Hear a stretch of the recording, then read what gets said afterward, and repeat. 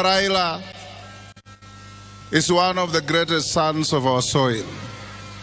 He goes to his maker as a public guarantor and a public trustee kwa uongozi wa nchi yetu. Amekuwa katika kila nafasi ya kuleta uwiano katika nchi yetu,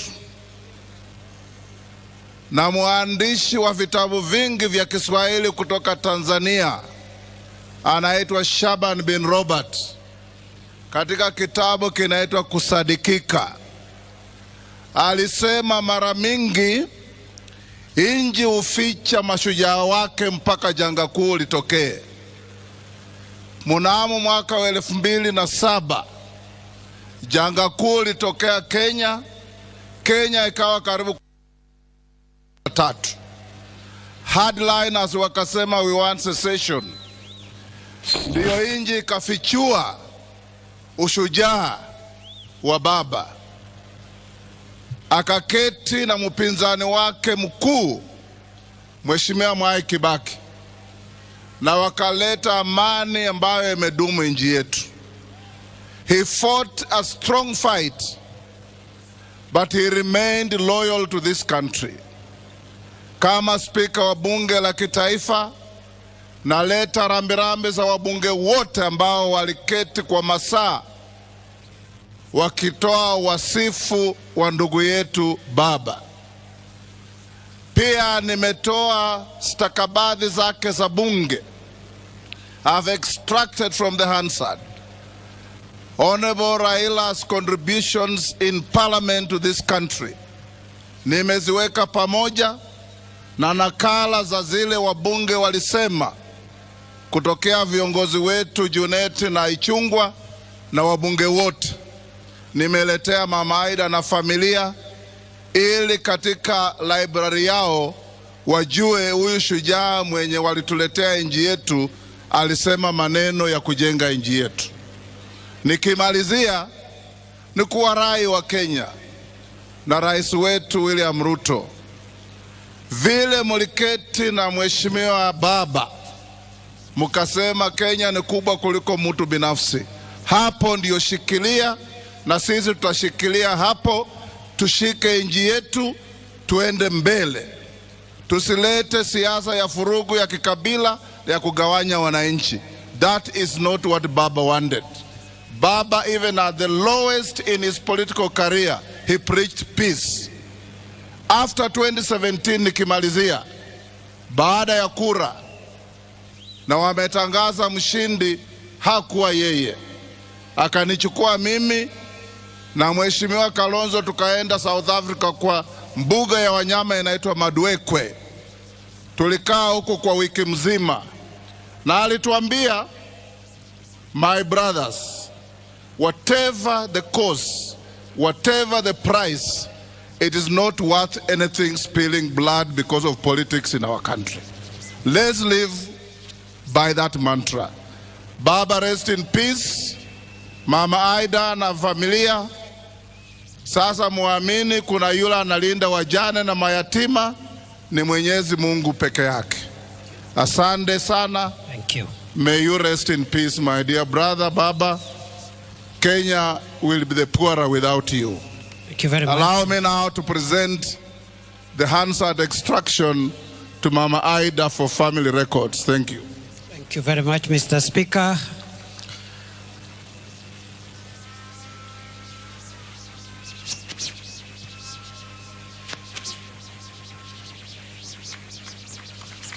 Thank you. Asante Mheshimiwa Speaker. I now want to invite former Vice President Kalonzo Musyoka to come and greet the congregation.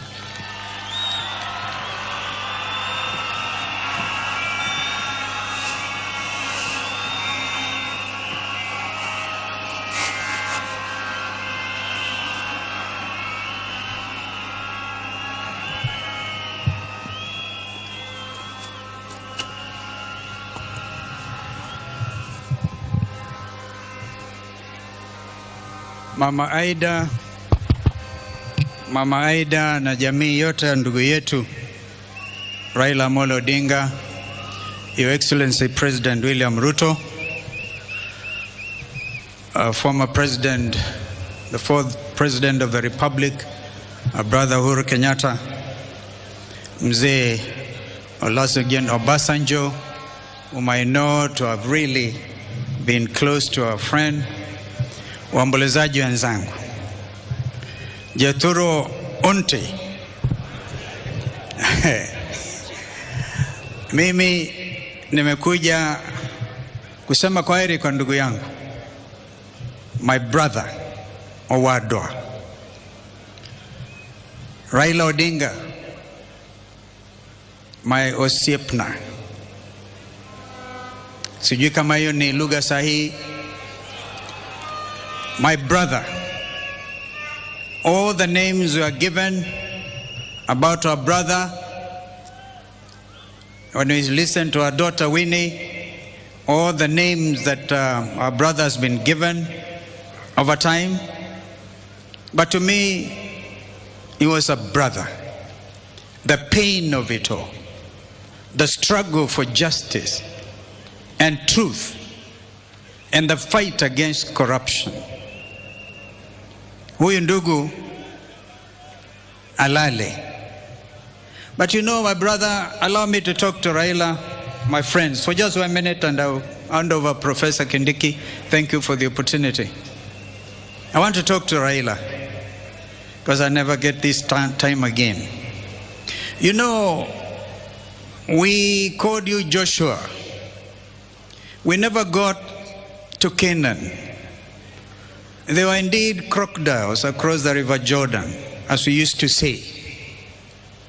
Lakini, I've seen in the printed program, you even paraphrase the late Martin Luther King. You've been to the mountaintop. You've seen the promised land. And you may never get there with us. But we have to get there on your behalf. I give you my pledge. Those values you stood for. The tears, the pain of a stolen election, as my brother Jim Orengo has said, elaborated. That pain will not be in vain. The nation is gathered together. And I must stop there. I've done the rest of my speech on X because I had to rush quickly back from Heathrow in order to come and be with Mama Aida and Watoto. But allow me to recognize, if perchance they don't get that opportunity, my sister, my twin sister, Mother Karua, was Raila's running mate in 2022. She's around here. If we had time, I'm sure Mother would have wanted to eulogize her. I have my other friends here. In fact, Eugene Wamalo had a poem, but I saw he brought many cows yesterday. And we also have a friend, our other brother, Fred Matiang'i here. I saw the Chief Justice Emeritus, our brother, who made that historic ruling in 2017. Kwa hivyo, Mungu alaze roho ya ndugu yetu vyema. You deserve a rest. May God be with you. Amen. Thank you very much, Vice President Kalonzo. Let me now invite Prime Cabinet Secretary Musalia Mudavadi.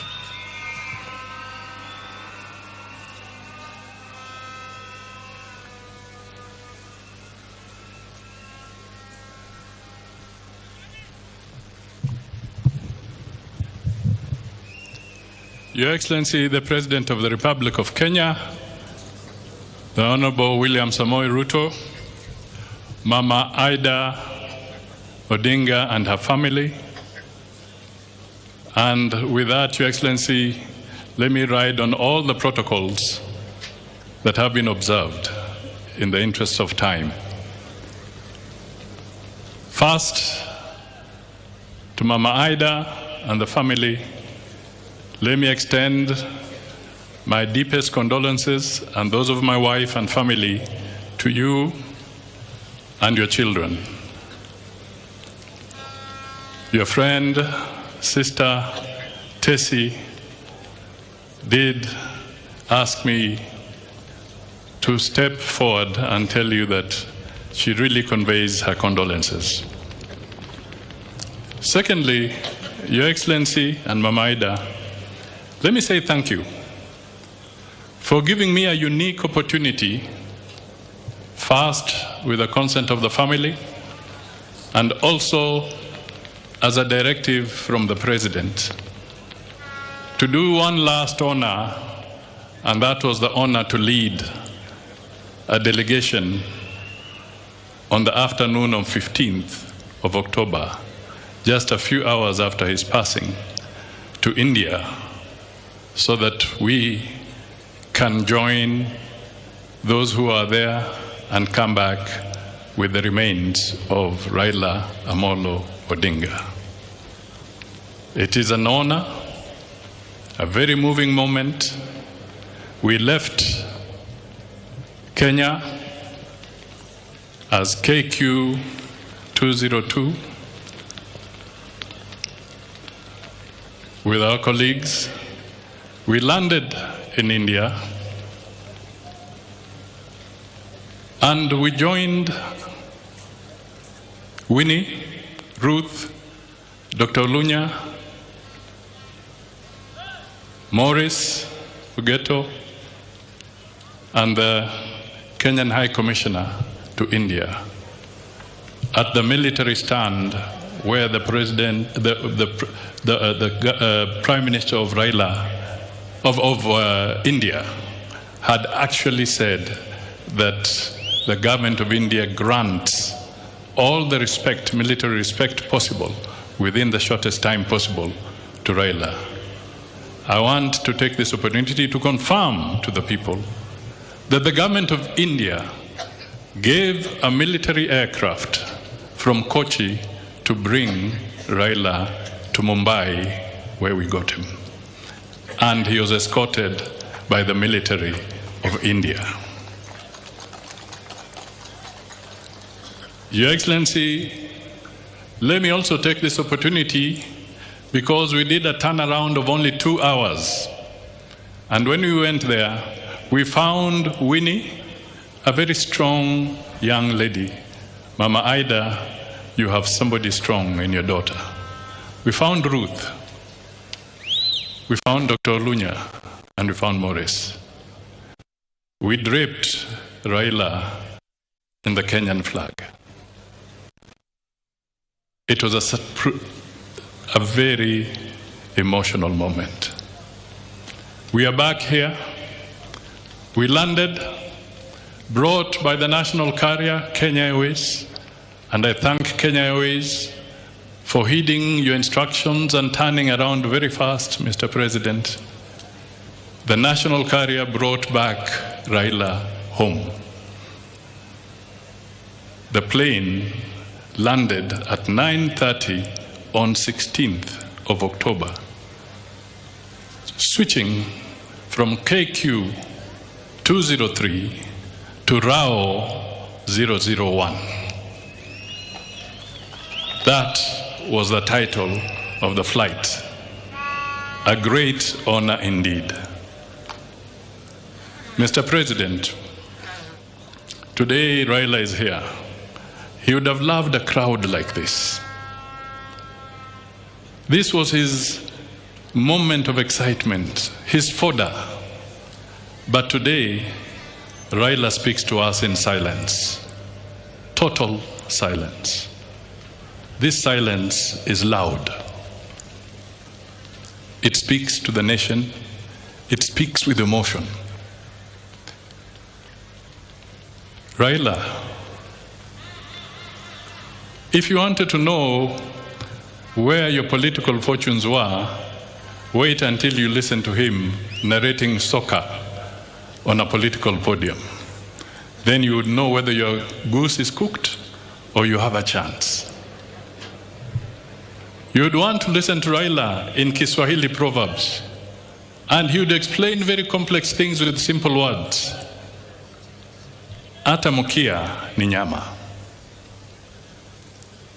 Raila would come up and he would say, ikiwa mtu amekuwa hivyo, tuwe kama siafu, tutatoa nyoka pangoni. This was Raila explaining himself. He stood for a lot of things. His spirit is unbogable. Raila suffered. He had a checkered career. But one thing, Raila never allowed the history to hold him prisoner. He never took his challenges as a life sentence. He stood up, walked, and moved further. We are here because Raila lived in this country. Mama Ida, you have spoken. Your speech was so deep and powerful. I can only request Kenyans, please listen to what Mama said. There's nobody who would be able to understand Mama better than Raila. She has told you what needed to be said. Nind Kigwok Jakom.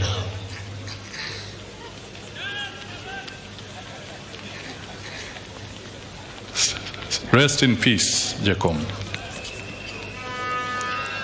Nind Gikwe. Nind Gikwe. Nind Gikwe, Jakom. Ward Mary. Nind Gikwe.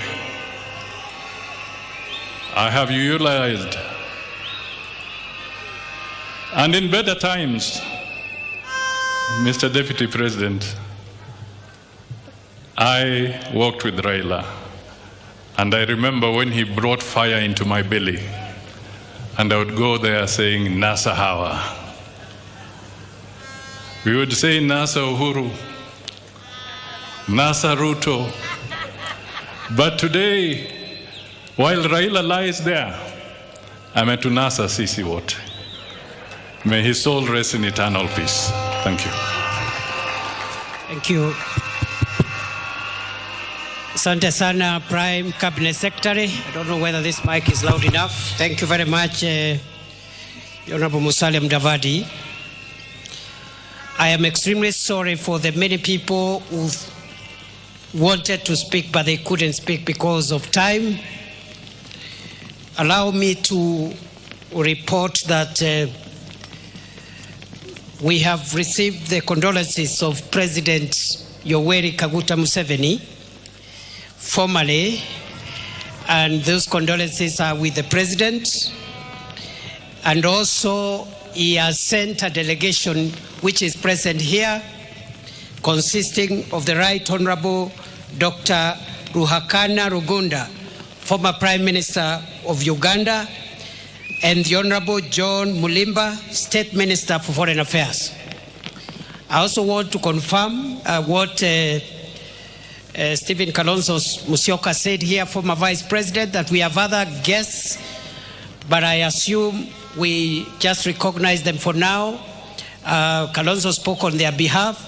Even me, I'm not going to make a speech. I've just been emceeing, and I want to end this row so that we can move and do the other ceremony, which is getting late. I therefore want to request now that very briefly we go presidential. We start with the condolences of His Excellency Uhuru Muigai Kenyatta, former President of Kenya and the fourth President of Kenya.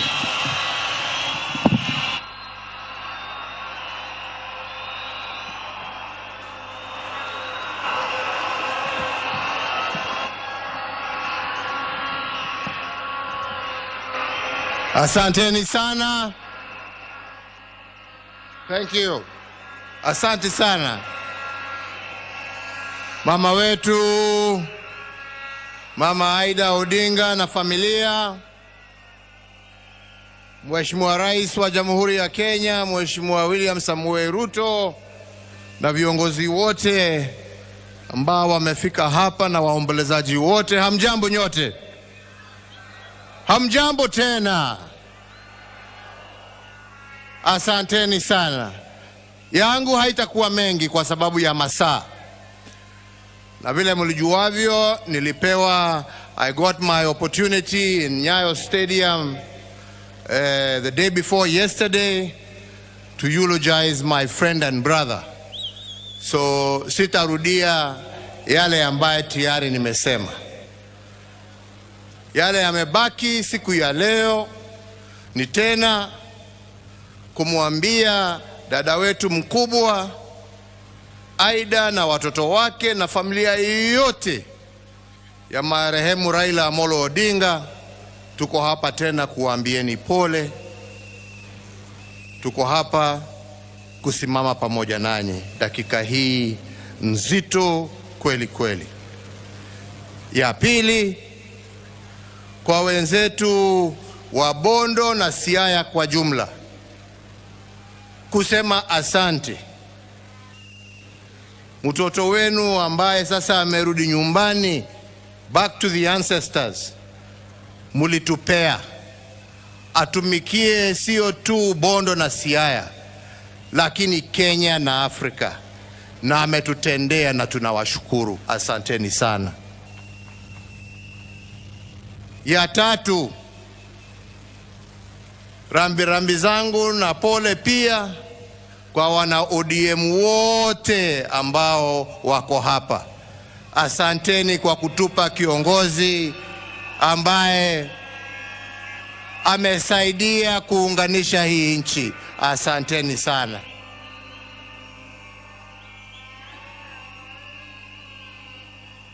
La mwisho,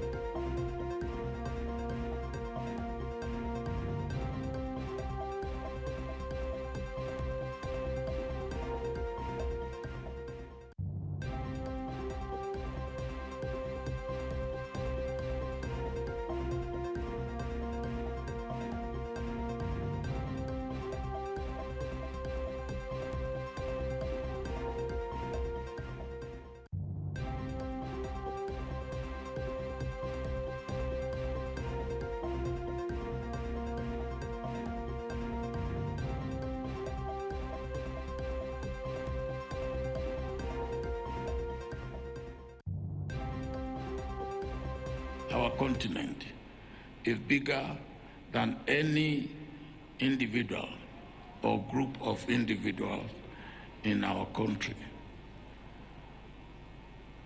That is a good lesson that we must learn.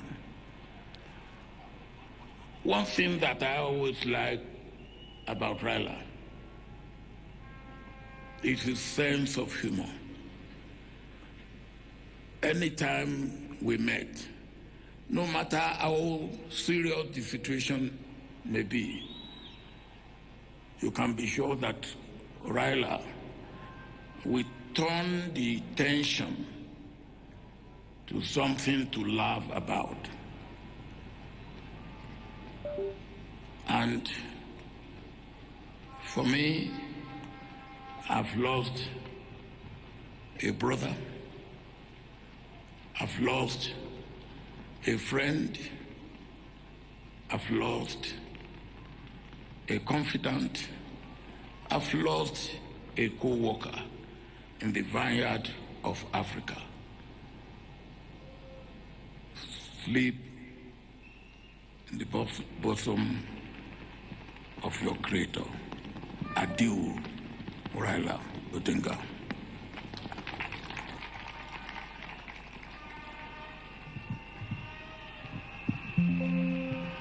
Now, the late Prime Minister Raila Odinga had other friends, and there are two other families that are represented here today. The late Raila Odinga was a friend of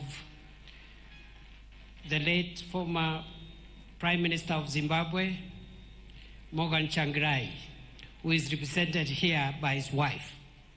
The family is represented here by his wife. The late Right Honorable Raila Odinga was also a close friend of the former departed President of the United Republic of Tanzania, the late John Pombe Magufuli. The family of His Excellency Magufuli is represented here today by the daughter of the former President, Jessica Magufuli. Having done that, it is now my honor to invite the final speaker of the day, His Excellency President William Samoei Ruto, President and Commander-in-Chief of the Kenya Defence Forces.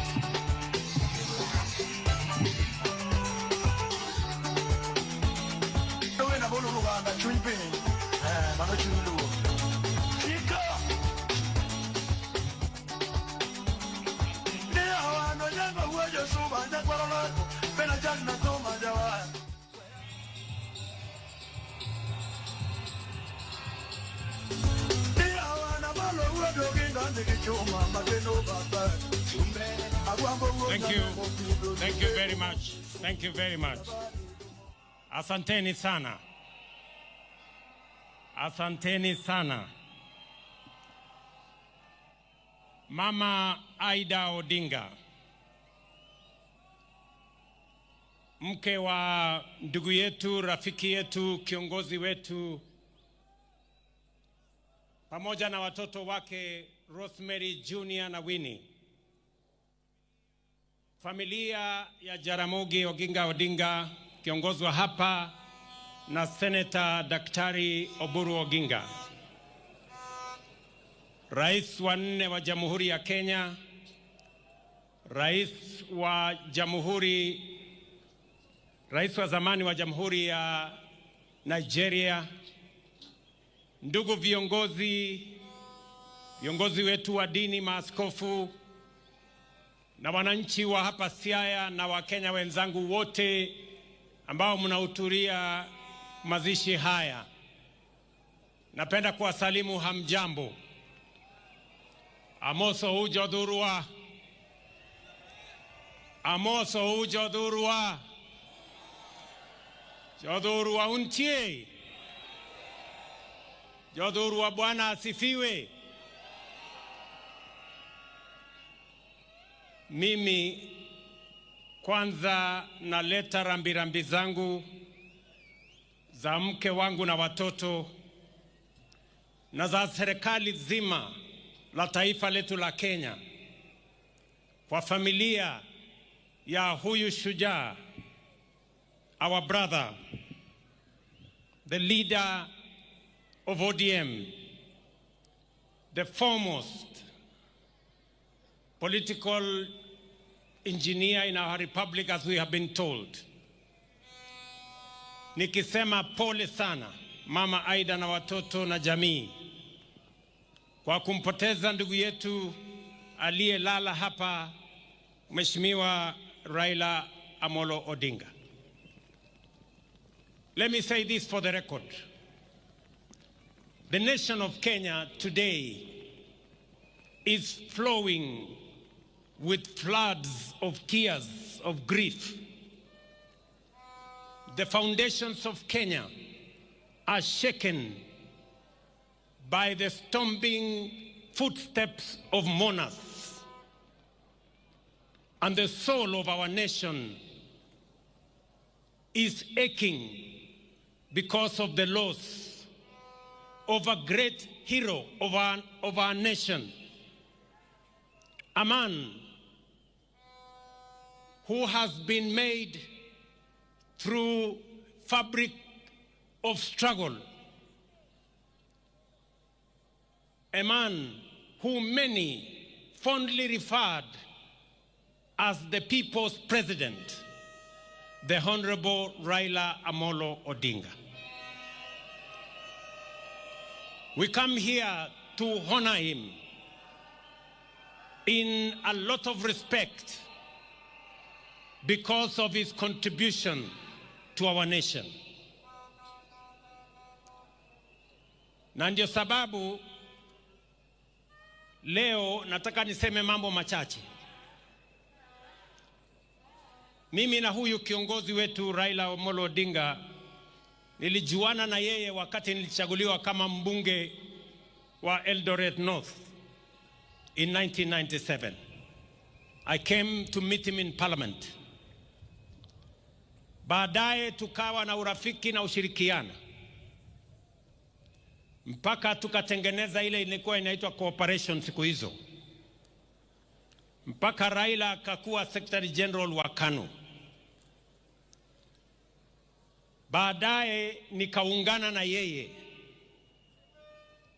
wakati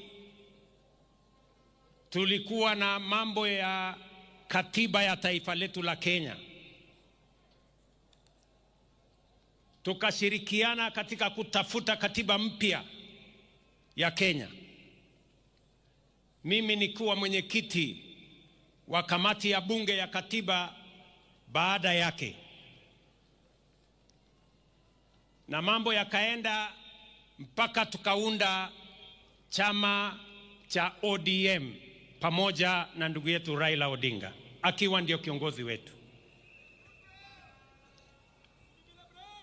Ndio nikashirikiana na yeye na nikajifunza kutoka kwake.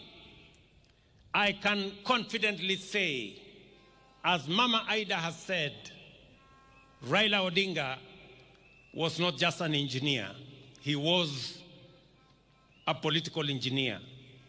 And I can say here, among his many students in the class of political engineering was yours truly, William Ruto. And I am very proud today that Raila Amolo Odinga is being rested when one of his own students, a man he has mentored, is today the President of Kenya.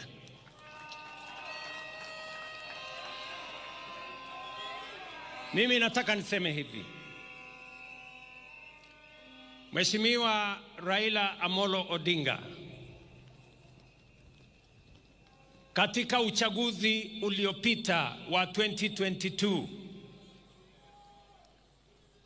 watu wengi ambao walikuwa wananiunga mkono walikuwa wanashangaa sana kwamba mimi si kuwa na wasiwasi wowote na uchaguzi wa 2022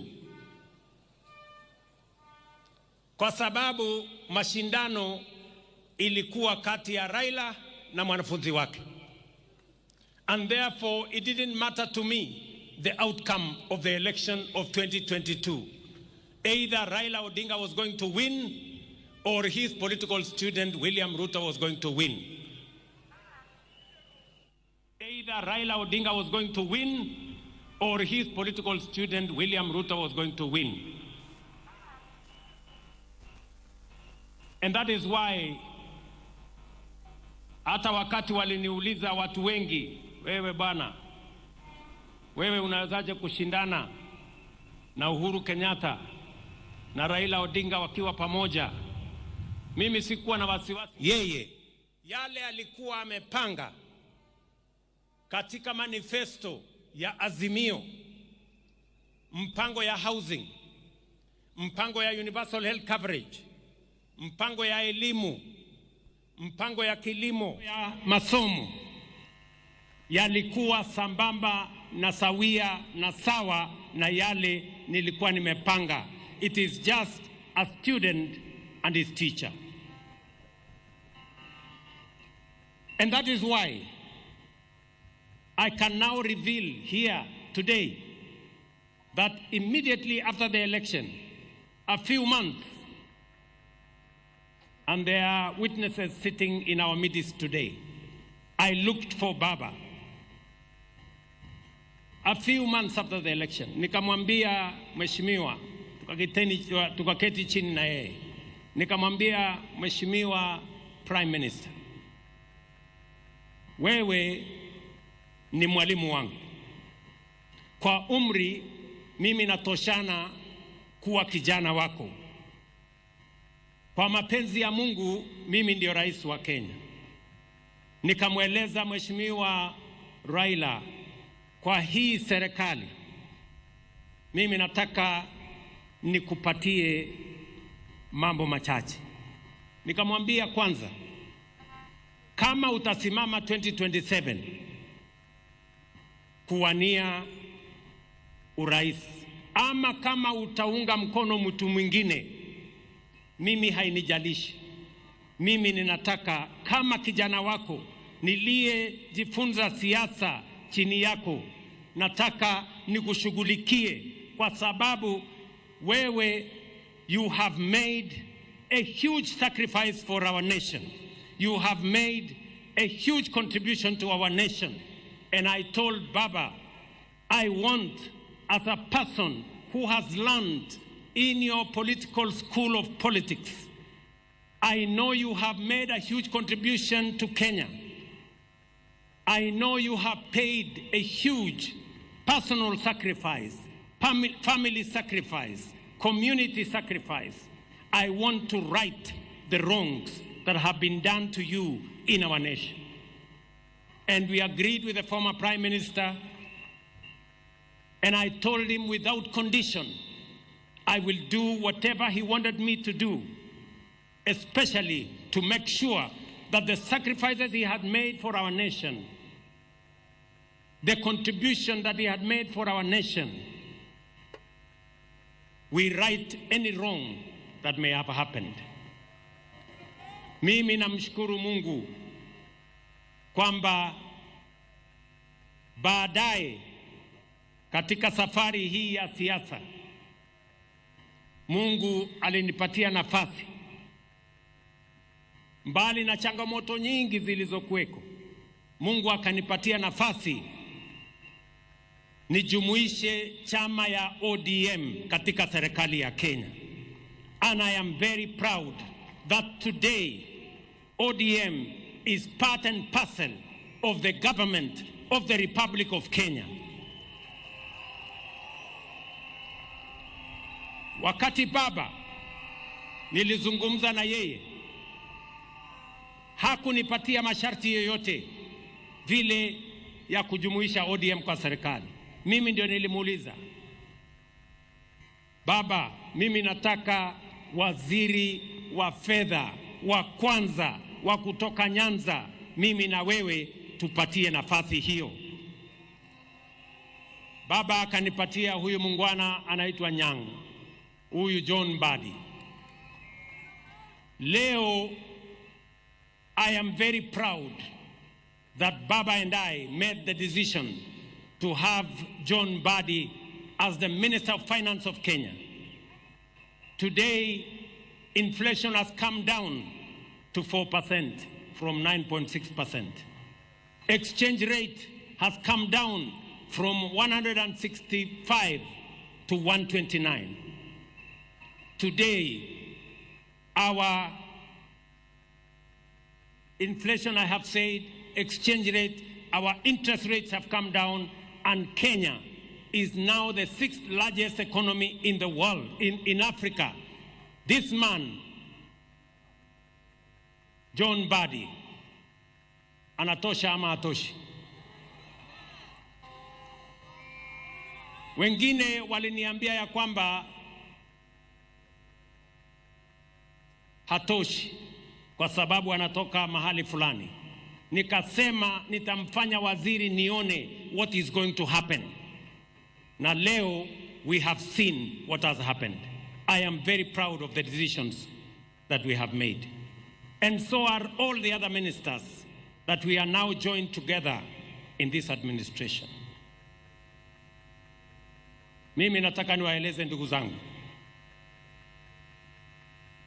Najua ya kwamba mimi ni kiongozi wa chama ya UDA katika Kenya Kwanza. Lakini mimi nataka niwahakikishie wana ODM,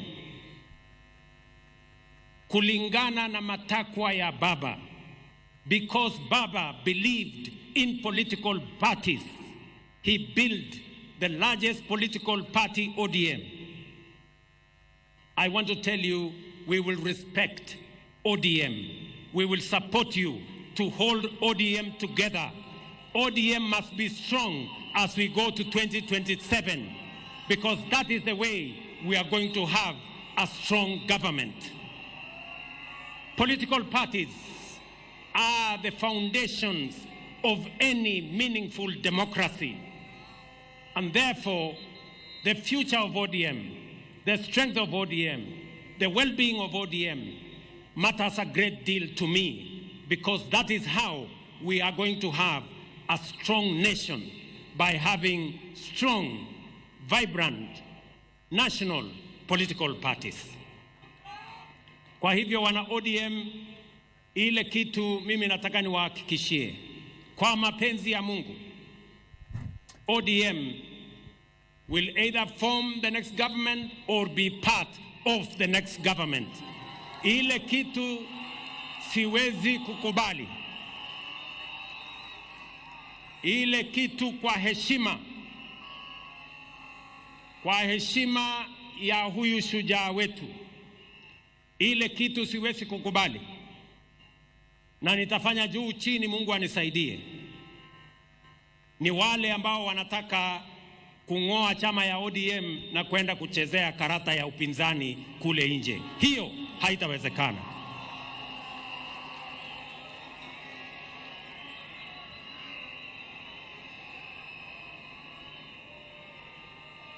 Si tukisema ODM tunasema tuko tayari. ODM. ODM. ODM. Muko tayari? Muko tayari? Tuunde serikali 2027. Mimi nataka niwaeleze hivi. Baba, we consulted with him very often. But the last 1.5 months were very difficult times, because every time I met Baba, his voice was hoarse, and he kept on telling me that I am weak because I am taking some drugs. And I was very concerned. He explained to me that he had gone to Dubai, and he had gone to the American hospital, and they had told him a few things about his health. And then he came back and went back and went to Canadian hospital again in Dubai. And after he came back, his doctors, led by Dr. Olunya, who is his personal doctor for many years, administered some medicines to him. And when I went to New York for the United Nations General Assembly, I kept track with what he was doing. And I told him, I will come back, I will come through Dubai, I will also do a medical checkup, but when I come back, I want us to meet. Because his health was very concerning to me. So when I came back, I thought I would meet him on a Saturday, or was it a Sunday? But when I called him, he told me, William, Bill, actually, I have gone to Malindi. The doctors have advised me to go and rest in Malindi. I will come back on Tuesday. So I told him, it's okay. Let me go to the farm. I will come back on Sunday. I will wait for you on Tuesday. On that Tuesday, Baba called me and told me he is coming. And he wanted to come and meet me in the office. I told him, because you're not feeling very well, you go home, I will come home in the evening. And that evening on Tuesday, nikaenda nyumbani, Mama Aida akatupikia chakula, nikawa na ndugu yake Uburu, nikawa na msichana wake Winnie, tukakula chakula cha jioni, tukaongea, akatueleza sisi zote vile alivyokuwa anajisikia, na kwa kauli moja sote pale tukamueleza hatutaki guesswork kwa mambo ya afya. Wewe mwenyewe na madaktari zako uamue. Na nikamwambia serikali ya Kenya itamsimamia akiamua kwenda mahali popote kutafuta matibabu. Kwanza alikuwa anajaribu Ujerumani, akasema pengine atajaribu China, akasema pengine atajaribu sehemu zingine, mpaka akamalizia akasema ako na marafiki ataenda kule India. And we facilitated everything that the former Prime Minister, as the leader of this nation, wanted. Sitaki kusema yale mengine kwa sababu sote tumeambiwa. But I must commend members of his family, because they were always there for Baba. Especially Winnie Odinga. Winnie, you are a special person to your father. You stood by your father. You were concerned about his health. You persuaded him to take his health seriously. I must also thank Ruth.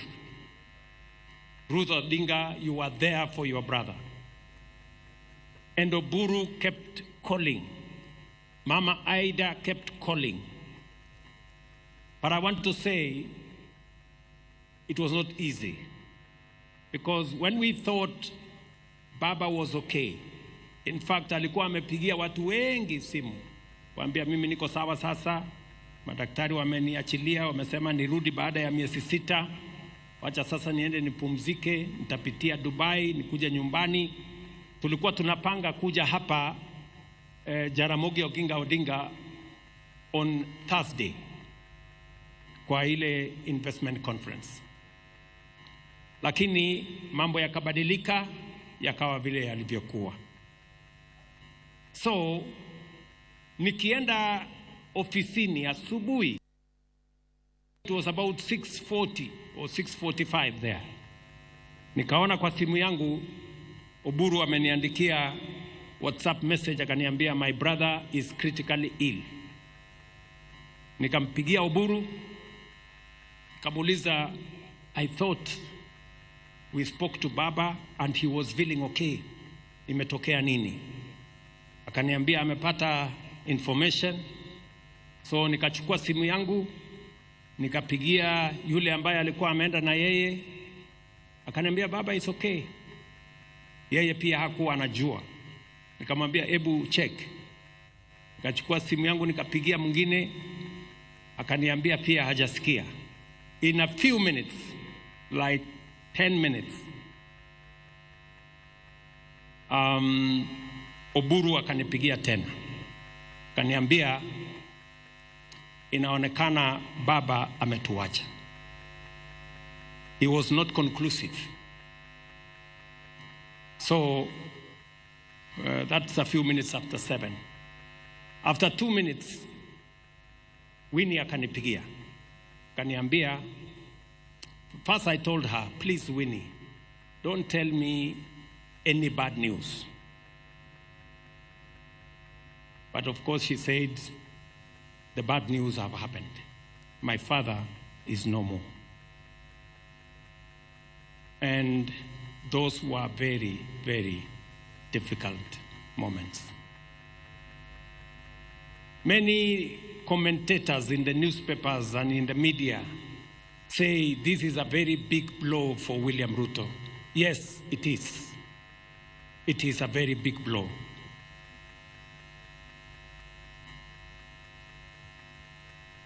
A few minutes later, we consulted with the family. I remember calling Ida. She could not talk on the other side. And then we managed to do the processes that were necessary. I got in touch with the government of India, and I requested them to accord our brother the highest support that they could.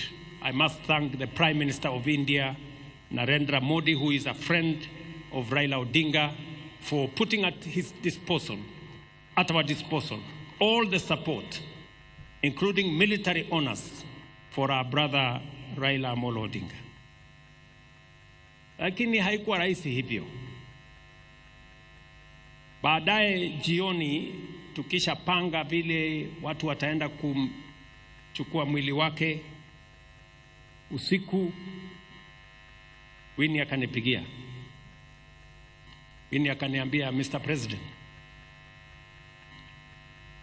hiyo ndege ambayo inakuja kubeba mwili ya baba, mbona inaenda Mumbai?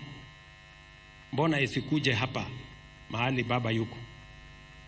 Sasa wewe unanifanya nisumbuke kupeleka mwili ya baba saa hii usiku. Ningangane naye niweke kwa ndege na nimechoka. Na hii kitu ni mzito sana kwangu. So I had very difficult moments there. Nikamwambia Winnie, unajua sasa hii ndege iko na watu wengine wanaenda kule Mumbai. Na turnaround yake tulikuwa tunataka kupunguza. But she could not take any of it. Nikawachana na yeye, nikapigia Ruth. Nikamwambia Ruth, please help me manage Winnie. Mwambie tu atulie kidogo, these arrangements we are making. But all in all, I must say the concern of the family, his children, the wife, his brother Oburu and all the others was amazing. Hapo katikati, wakati bado tunahangaika, nafikiri kama saa 3 hivi asubuhi, nimeona kwa WhatsApp Junior amenitumia message. Nasema wili ya baba inasema he must be buried within 72 hours. Junior amenitumia. And I am sending our lawyer to Mama to go and tell her what Mzee's will was. So hapo katikati sasa ikawa ni kizungumkuti. We are trying to balance between the will of the late, the reality of where he is, the requirements of culture, the state, the church. So there were tensions all over the place. That we are here Sunday to pay our last respects to Raila Amolo Odinga is an act of God, na tunashukuru Mungu kwamba imetusaidia tufikishe hapa.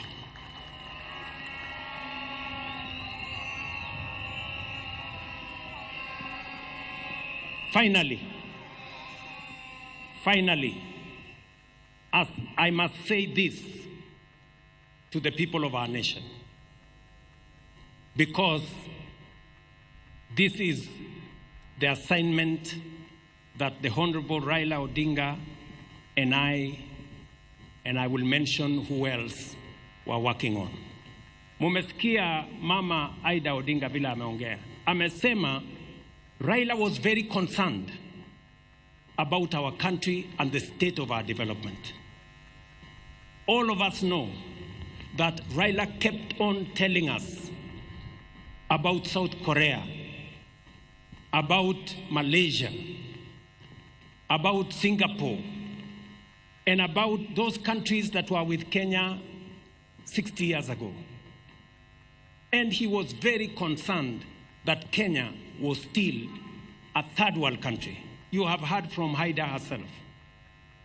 It was a major concern for the Honorable, the late Prime Minister. And wacha niwaeleze wa Kenya, the last 3 months, I have been engaging deeply with the former Prime Minister. And I want to say, when I first declared that I was going to run for president in 2005, among the people who encouraged me, then, when it was not even thinkable that I would be anything, was Raila Odinga. The last 3 months, we sat together and we agreed with Raila.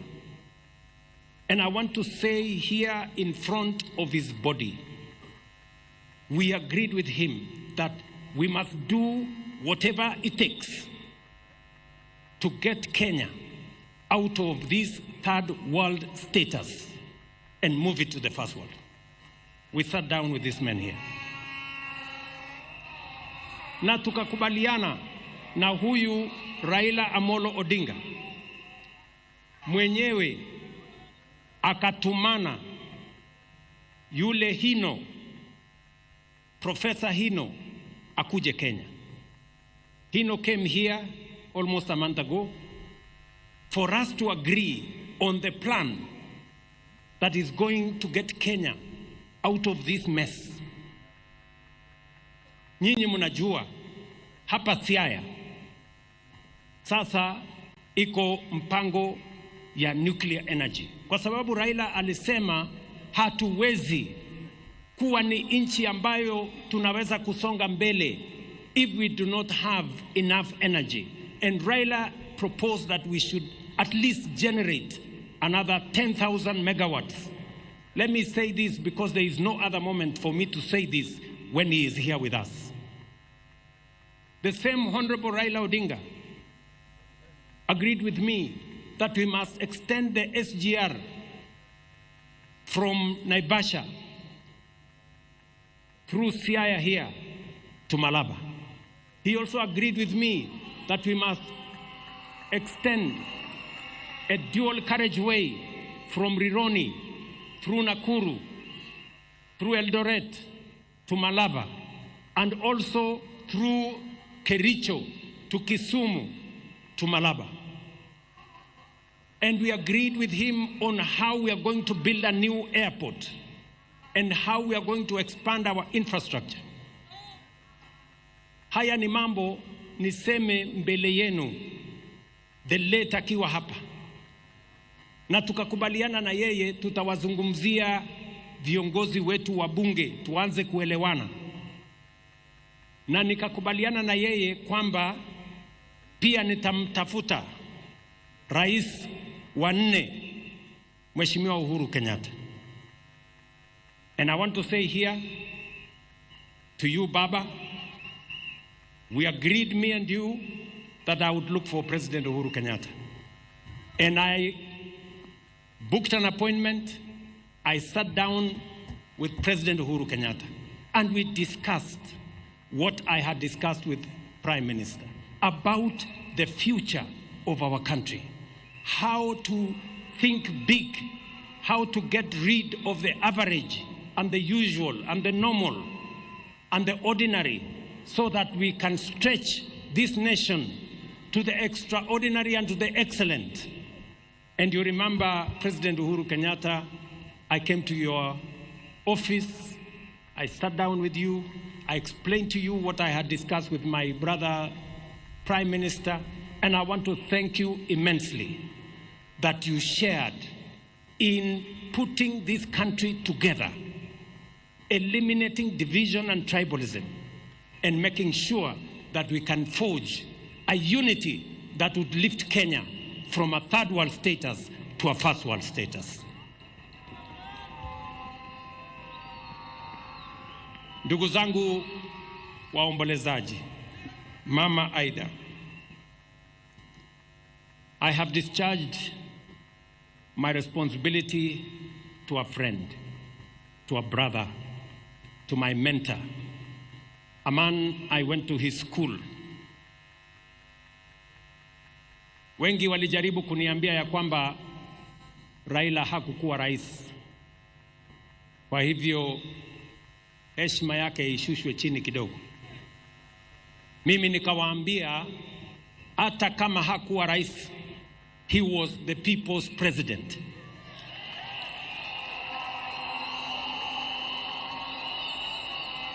Na kwa hivyo apatiwe heshima ya kutoshana na rais.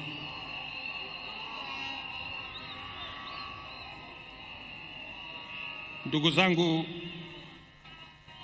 mimi sitaki kusema kuzidi hapo. Nataka nimheshimu Mama Aida kwa kutusaidia kuchunga huyu kiongozi wetu, watoto wake by standing with their father, familia nzima ya Jaramogi for the contribution they have made and for allowing Raila to be part and parcel of many families, not just the Jaramogi family. He became part of the family of Kenya. Today here we have leaders from across Kenya who associate with Raila Odinga, who have been mentored by Raila Odinga, who are supporters of Raila Odinga. I must thank his security people, Maurice Ogeta especially. Thank you very much, Maurice, for standing with Raila always. I remember Maurice, in our days of ODM, this Maurice used to wipe our shoes when we came late from campaign.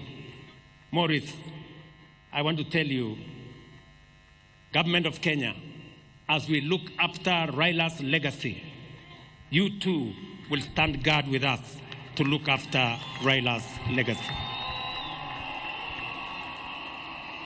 Together with all the other people who worked with Baba.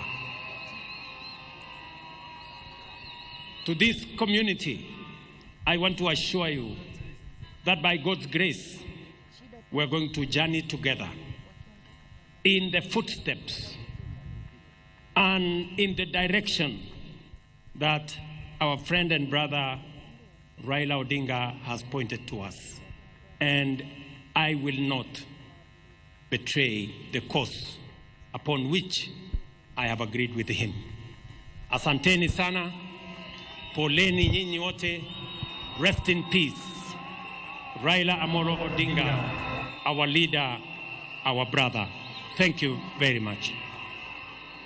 Naomba tumpongeze rais kwa makofi tafadhali. The President of Kenya, Dr. William Samoei Ruto, who has just finished his speech right now about giving his tribute about the late Prof.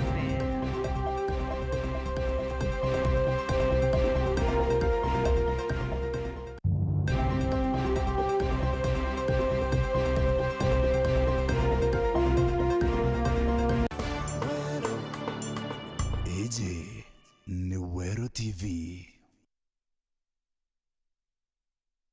For those of you around the world, welcome. Don't talk about, baby.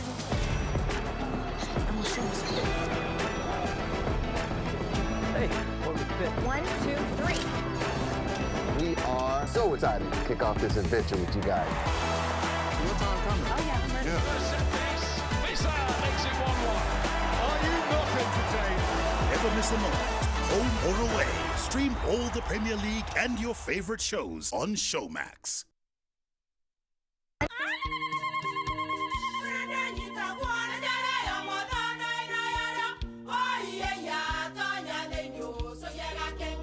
Keke, kabeja na kamutu wake? Kenda nje kwitherema nekara nice. Siri ni mutujo nice extra premium. Mutindi jangia na kamusere. Inyaju tuenaju juambishori kuma nice rice millers mwea. Moguri wa kinyandu kene eti ya motujua nice extra premium. Nkima ya motujua nice extra premium eja nampwe ena mushamojo mudhongi na nikweta kogwe na nje ku nutrients na shio chabatisha nice extra ngano itio mainya shiarara ne imboro na imure mutheri motu tujonge ne nice extra premium. Mom, hii ugali ni tamu na ni kweli. Siri ni nice. Watu ikawe na kioria yende kithia kana no kwenda gwikira ode kuringa thimu namba 0729 661 667 kana 0755 200 197. Ji nice na nice extra premium. We are turning up the heat on Star Times. Unravel the thriller mystery of the evil eye returns on Star Life. Fall for the irresistible charm of What's Wrong with Secretary Kim on Novella E+. Get absorbed in the emotional twist of My Wonderful Life on Novella E. Step into the all-new season of Hello Mr. Right, Kenya's most exciting dating reality show on Rembo Plus. Renew your subscription today, starting from just 329 Kenya shillings for Nyota Bouquet on the aerial decoder or 549 Kenya shillings for Nova Bouquet on the dish decoder. Download the Star Times app to stay connected anytime, anywhere. Star Times. Enjoy digital life. Grace Park Medical Hospital ni sibitari iretongeretie kiri wajani botungata bogima bwa mwiri na iri na uteabwa kinande gutigira aje baraba gutungatirwa ku iba gutatirwa bwina njira ibatere muchiari yakoya ami yakoya akuthari mwana. How does she benefit? Kanani uteithio buri kwa kawa mwekorojo ejire na maybe rwakai kana tina rwakai na expectations ciawe ugamba ithana kamba intuko na kethondi kwego mwana. Lucky enough in our facility we have Monday to Friday where we have gyna clinics. Tell us about Mantuyegie test chenu na ithimi, you know. Okay. Hakuna kipimo takuja Grace Park ukose. Even if we are outsourcing that lab test to Nairobi or maybe to South Africa kwa bila bita mwankano, you are under us. Tote kweranga ita ukagitirwe na. Kenda kumenya mantu nkuruki iguru rya Grace Park Medical Hospital motungata yayo na mirimo ira erigitaga gwatana Phineas Imana ntuko shonda cia Jumatano bari na ataramu kuma Grace Park Medical Hospital kwambira thegire na ndeka 50 munka theto ndeka 20 utuku aja ndene ya Wero TV rumuri rwa Amiru. Grace Park, your health our priority.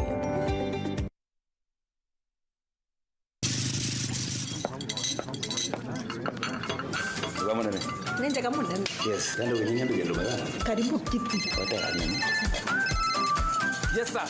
Ukumenyiria ate go weturonkane ona ndeze. Yeah! Mbie mwende. Baro maya wewe chokewe. Onde. Chivo. Atoto. Ndio buru mwinkima ya layer premium na chapati china muruko meruka chiongwa cha mutujua layer with flour. Ini tane ya. Menyera na kuria nje yaku na njirere agirite buruna mutujwa nkima jolea premium fortified sifted meal